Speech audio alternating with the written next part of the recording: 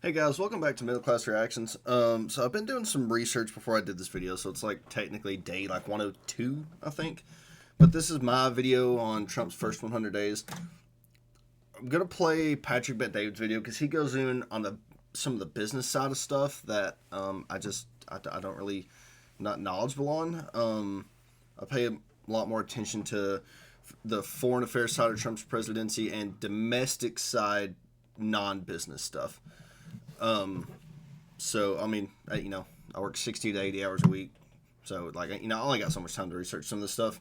So I'm gonna let Patrick Bet David do the business side of stuff. I'll have his original video linked down below. I love his channel overall. Don't agree with him on on everything, but don't agree with anybody on everything. So yeah, so I will I'll chime in, here and there during this video, but at the end of this video, I'll add stuff on the end of it for sure. So stay tuned, and yeah, here we go. This is what I give Trump for the first 100 days. What would you give him? Would you give him an A, B, a C? What would you give him? This is mine.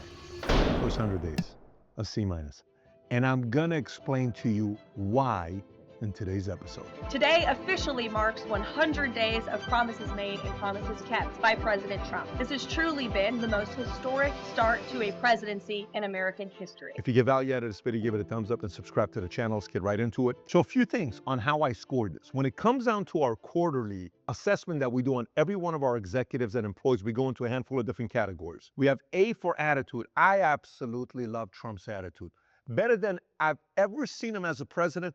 I love his attitude. He's loose, he's confident, he's saying whatever he wants to say, not extra combative he used to be. He's just being himself. E, effort. I don't know if any president. That is true. He is much less combative than he used to be, which is wild because he's still very combative. As far as with news reporters and other politicians and different stuff like that, he's definitely a lot less combative than he was, that's a good thing. Presidents worked harder in their first 100 days. Matter of fact, President Biden signed 162 executive orders in 4 years of being president. President Trump signed 142 executive orders in his first 100 days. 142. And FDR had the record before at 99. This was during the Great Depression. He signed 142. This man is working like no other president has ever worked in the first 100 days. So I don't know if that's actually a good thing, decree by pen. I don't know. I don't know if I like it. I like some of the executive orders he's doing, but I don't know if I like the decree by pen because, I mean, let's think about it. If Biden or Obama did the same thing, we'd probably be, raking over the coals about how mad we are about that. So I don't know if that's necessarily a good thing, but, if you think it is, there you go. Give them an A for effort. Teamwork. The team is actually working well together. They seem to enjoy each other's company. There's not been a lot of people being fired. So there's camaraderie on the people that he has, and it's working out so well. It's early, but I give him a B for the team that they have together. And then when it comes down to innovation, creativity, ideas, and things that they have in place, that they've thrown Greenland, the Gulf of America, and Panama, and they're very innovative on their ideas. What I'd like to see Canada become our 51st state. But when they are innovative, you don't have to like the ideas, but you got to say they are coming up with new stuff. Again, don't have to like them. I don't like a lot of them, but they are innovative for sure. It comes down to results. You got to score the results. When it comes down to the results of what's gotten done, it's a C minus. Now let's look at the good, bad, and the ugly. The good, border, safer than I felt in many years. I don't feel any worry about what's going on with the border. The people that are already here, they're here. Border, you got to give them an A+. I don't know what else you're going to give it. It's locked down. When it comes down to DEI and ESG, woke, out, all that nonsense, we're not dealing with a lot of that stuff, okay? Another thing is how many companies and countries... I'll break that down a little bit. I'll break that down after PBD gets done talking here, but overall, there's some DEI stuff that he's using DEI now as a weapon, but again, I'll go into that here in a little bit. He got to commit to invest in America a total of $5 trillion. You got Apple, half $1 trillion. You got IBM, 150 billion. NVIDIA, $500 billion. SoftBank, Oracle, OpenAI, collectively $500 billion. Taiwan Semiconductor Manufacturing Company, 100 billion. Johnson Johnson, 55 billion. Eli Lilly, 27 billion. United Arab Emirates, 1.4 trillion. Japan, 1 trillion. Saudi, 600 billion. India, 310 billion. This is all good stuff on investments being made, but you haven't felt the residual effects of it yet because nothing has started yet that we feel and see. Another one is new jobs being created, non-governmental jobs of 350,000 jobs that are being created. That's good. They're not talking about that enough. That's another big victory that they've had. One of the things that matter a lot to many of us is the common sense stuff like, hey, there's two genders, leave it alone. You know, men can't compete in women's sports, but that's not fair. Transgender bullshit, stop it. The 80-20 step that all the Democrats are taking in 20 position in the 80s, like, you're out of your mind. Common sense is back. I wouldn't say that, but yeah, that's to me, that's one of, besides the border, that's one of Trump's biggest wins, and it's actually the simplest win, is just clarifying that, you know? Like, actually, he did it by executive order. I wish there would be an actual law passed. That way the next Democratic president can come in and just pen sign it away. But, you know, we'll see if that happens. But I am a big fan that he did that. In a major way. So that is victory. Tariff, I'm going to give my opinion, but I'm going to give that at the end. Let me tell you about some of the stuff that a lot of people are not happy with. Here's what it was. I thought we were going to get the Epstein stuff. What happened with that? None of it. I thought we were going to get the 9/11 declassified. What happened with that? None of it. I thought we were going to know everything about John F. Kennedy. Some of it was dropped, the assassination, MLK. Some of it was dropped. Do we know anything that's new? Not all of it. I feel like still some of the stuff that's being hidden. Would you declassify the 9/11 files? Yeah. Would you declassify JFK files? Yeah. Would I you, did. I did a lot of it. Would you declassify the Epstein files? Yeah. Yeah. A lot of us were waiting on it. So here's the wild thing about the Epstein files. The reason that the Trump administration stated that they haven't released all the Epstein files is because it would be against national security. So think about that. It would be against national security to fully release all the names in the Epstein files. What's that mean? People in the U.S. government are in the Epstein files. Could even be Trump, for all we know. We know he was on Epstein's plane, but I mean, I don't know. But there's for sure people in the, I'm not going to say in the Trump administration, but I mean, could be. There's people in government right now, be it in Trump administration or not, that are in those files for sure, doing some horrendous stuff. Also, probably people that are in big Israeli prominent positions that are in those files for sure. To me, that's the most likely option and the most likely reason they haven't dropped those. We have Glenn Beck on a podcast in 2 weeks. Kash Patel, it's going to be this. Pam Bondi, Epstein, this, everything. Where are we? A lot of people, their top 3 issues were those things. Where are we with that? Yep. We don't have that yet. Another one is Russia, Ukraine. On day one, I will settle Russia, Ukraine while I'm president-elect. While you're president-elect? While I'm president-elect. Wow. day one, we're day 100. Putin's not making President Trump look good. Neither is Zelensky. Neither one of them. It almost seems like Putin and Zelensky are on the same team in a very strange way. They're trying to kill each other, but in the very same way, they're holding President Trump hostage because they know President Trump wants to show that he brought them together and he's the bigger guy and he got them to have a broker a peace deal. That's not happening. On the one end, Zelensky doesn't want to give up Donbass and he's kind of using this as leverage. On the end, Putin's like, what are you talking about? So we haven't seen that peace. Pope Francis, he dies, and right there, they're getting a chair. He says, Macron, I know Zelensky wants you to be part of this conversation. This has nothing to do with you. I just want to talk Zelensky.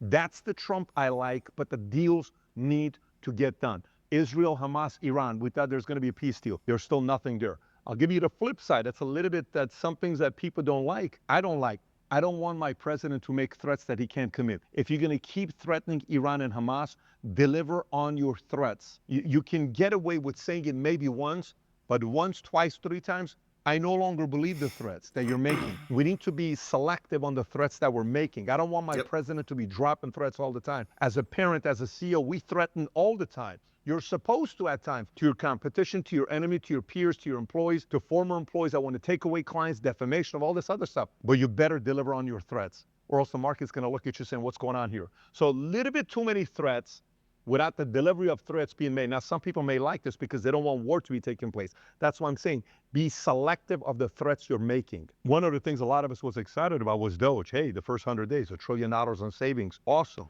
Go. We like it. 160 billion today. Some reports say 300 billion, but most reports say 160 billion dollars. Maybe it was tougher than they thought. Maybe Congress controlled it a little bit more, but it was good seeing what was going on with USAID and Maybe Musk is a little bit burned out saying, look, I'm not trying to do this job long term. It's taking an impact on all of my companies. To me, Doge has been one of the biggest failures. They did a lot of talk, but I was really excited for Doge. I really was. I thought they were going to do a lot of good stuff. The USAID stuff they did was a good revealing it, but let's look at what's actually been done. Most of the stuff that was found in USAID and all the other stuff they found, like, oh, we're funding this over in this country, we're funding this over in that country. It's been moved over to new agencies and got refunded. So it's like, just really nothing was done. Nothing.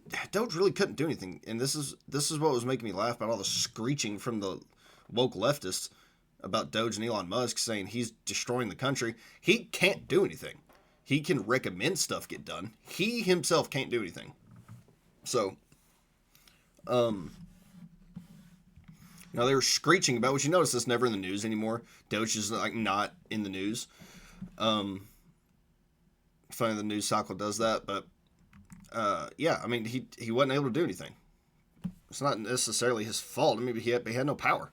So, I mean, yeah, the idea of Doge was awesome. The idea of Doge isn't new. We've had a department like that. Obviously, they didn't do much, but we have had a department like that for, I mean, I know for sure since Obama, but I don't know how far that department goes back. But Doge just didn't do anything. They unveiled some stuff. They brought to light things that a lot of the standard everyday working American didn't know about. But they actually didn't cut anything away.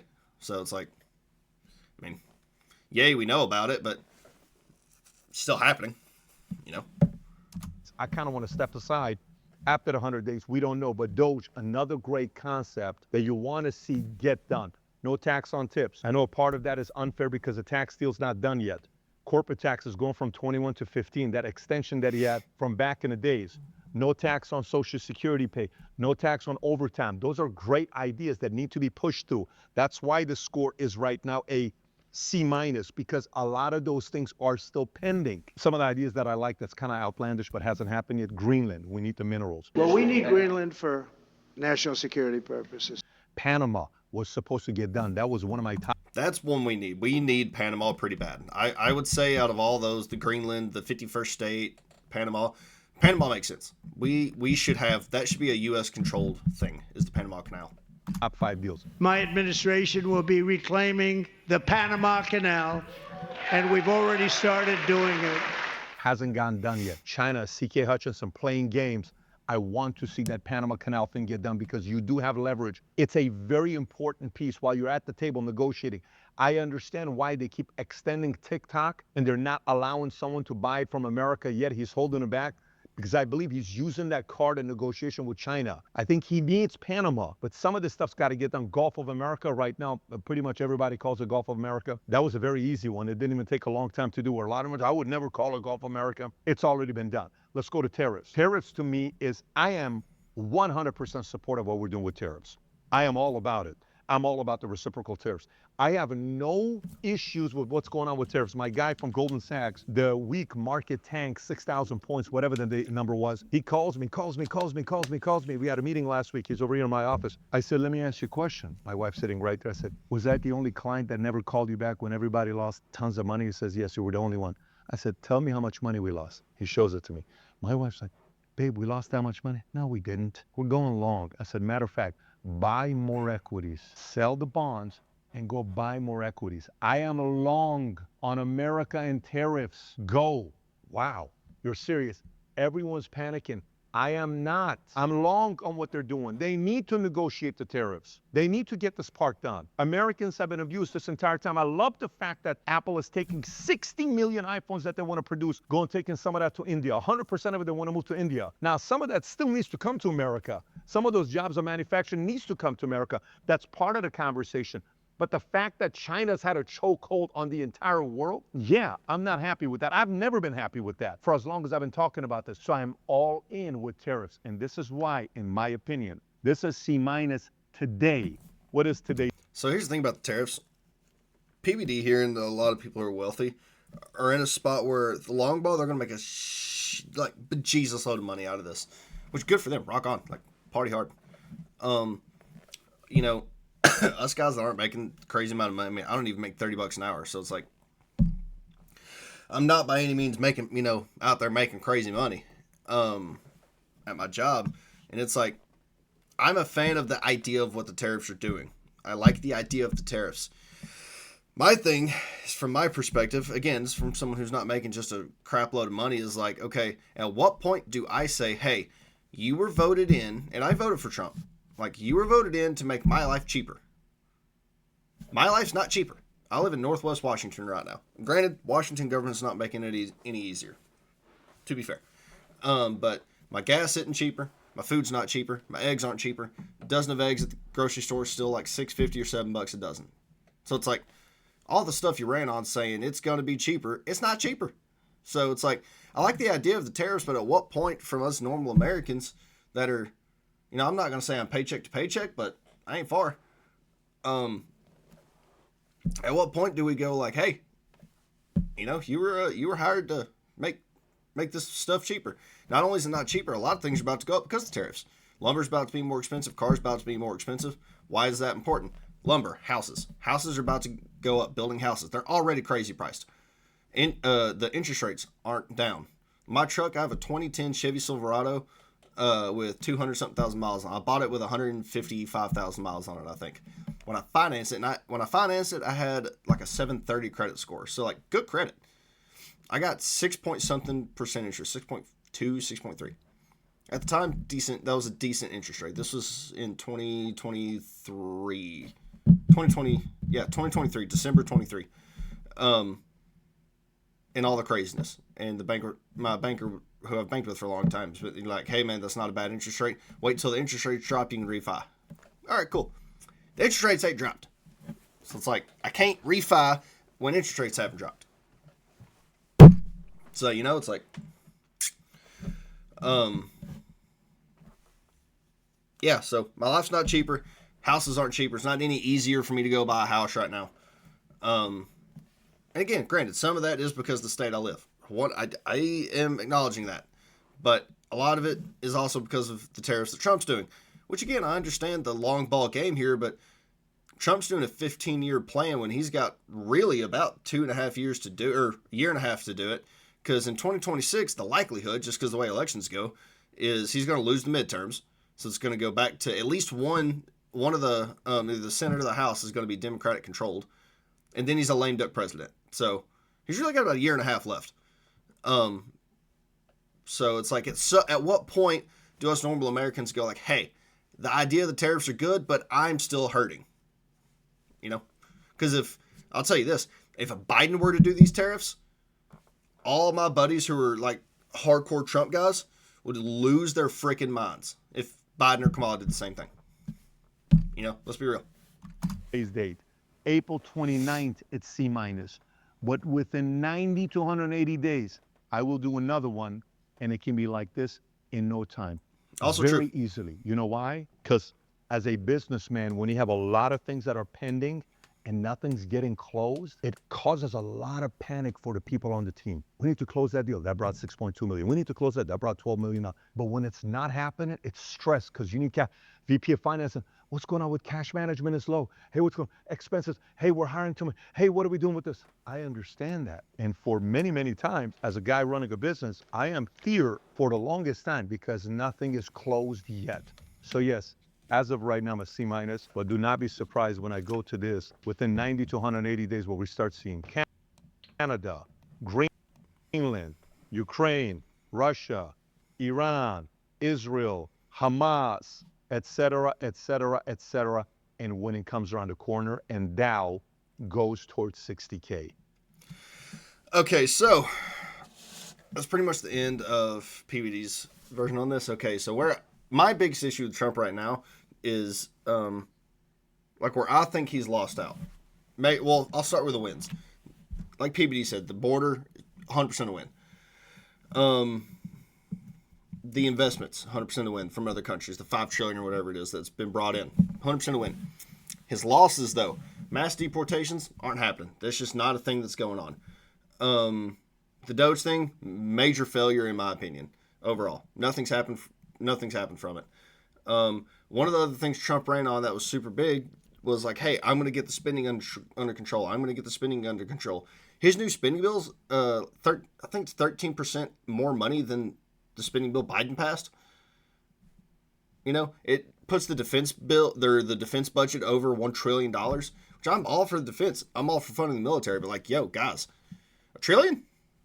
Like, how about we get under control the amount of money we're spending in the military right now? I was in the military.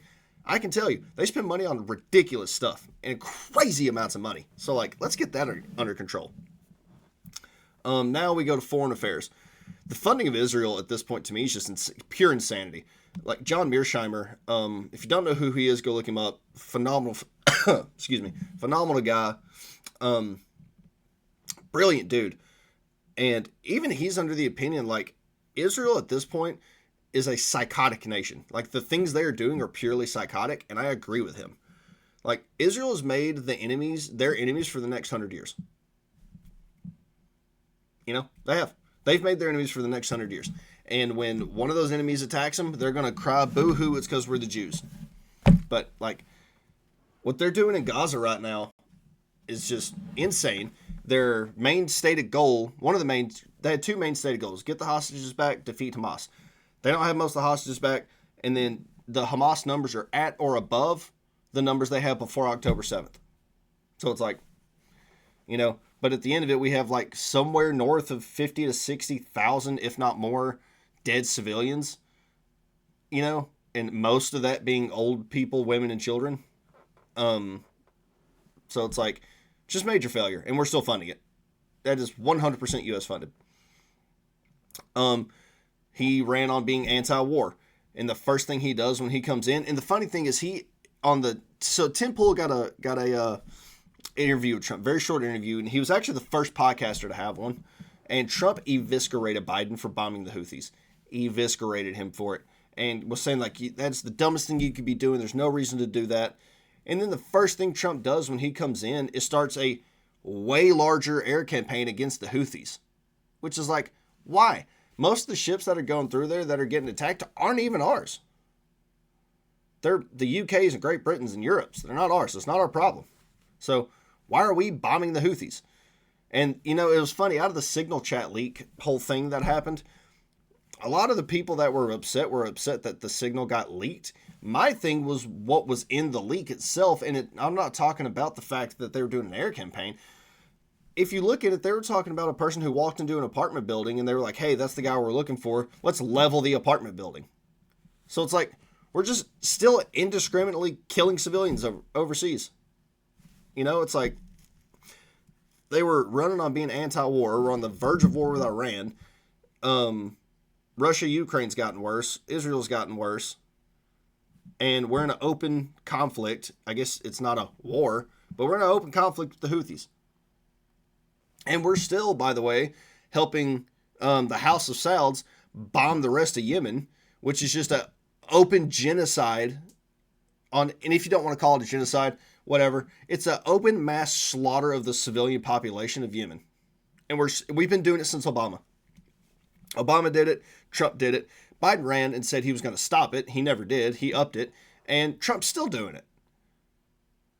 We're just like helping them kill a unknown number of civilians. The best kind of guess is like roughly 300, 400,000 at this point. But it's like, we don't really know for sure. So, I mean, you know, we're just openly helping them commit atrocities. You know, all the new sanctions that are being put on Iran or Iran, whatever you want to say, on the face of it sounds good. Like, yeah, you know, we're getting it in on Iran. But then just think about what that is for a second.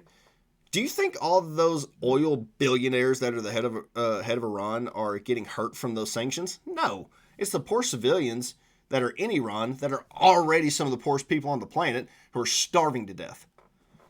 So it's like unknown amounts of people are getting killed by that. Then you have the situation in Syria where Al-Qaeda, America's true enemies who do want to kill Americans because we're Americans, are in charge of Syria right now, and they're backed by the U.S. government. Like, so the whole Middle East right now is just a shit show. It is completely on fire, and it is absolutely insane. And it doesn't look like it's going to be getting any better. You know? So, Trump's foreign affairs, I mean, I would rank him like a 1 out of 10, if not a 0 out of 10. Like, his foreign affairs are just completely ridiculous and insane. And then, domestically, what a lot of people don't seem to be talking about, he's already passed the worst anti-free speech, or is trying to pass the worst anti-free speech legislation ever. More than Biden, more than Kamala, more than Obama, more than, Bush Jr., more than Clinton, more than Bush Sr., more than Reagan, like more than all of them. It is the worst. And it's done under, there's a few ways he's doing it. The anti-Semitism one is completely insane. It should not be a thing. They're wanting to legislate the fact that you can be legally charged for being anti-Semitic. That's ridiculous. That is insane. That's insane work. The other thing they're doing that is absolutely completely wild is wanting to strip funding from colleges who are anti-Semitic under the new definition that was brought in by the APL, which is wild. That, to put that in perspective for my, if this video ever goes big and this gets a whole lot of views, for all my conservative and super pro-Trump people out there, just take a breath, because I can feel the stroke that is happening. Just take a breath. This would be like if Biden and Kamala made it illegal to talk about Black Lives Matter. If you were anti-Black Lives Matter and they made it illegal to do it, we would riot over that. But Trump comes in and does it with anti-Semitism. What I said about Iran earlier would be considered anti-Semitic under those new guidelines. And making it legislation where you can be charged for that. That's the worst anti-free speech anything that's happened ever. Ever. On the free speech side of things. And a lot of the pro-Trumpers are just like, yay, hoo, hurrah. Go Trump. But it's like, I thought we had principles. I thought we had hey, we're pro-free speech. What happened to our principles on it? I don't know. The fact that so many people are just not willing to look at that and be like, yeah, this is not fantastic. It's not looking to get better on that end of things. So we'll see. I mean, I don't know. The anti-Semitism legislation is terrifying to me, and what he's doing in his foreign affairs is terrifying to me as well. So we'll see. Long ball, but not a great start at all. Let me know down in the comments what you think. Maybe I'm missing something. Let me know. Like, share, subscribe, do all the stuff you know you need to, and I'll catch y'all next time. Thanks, guys.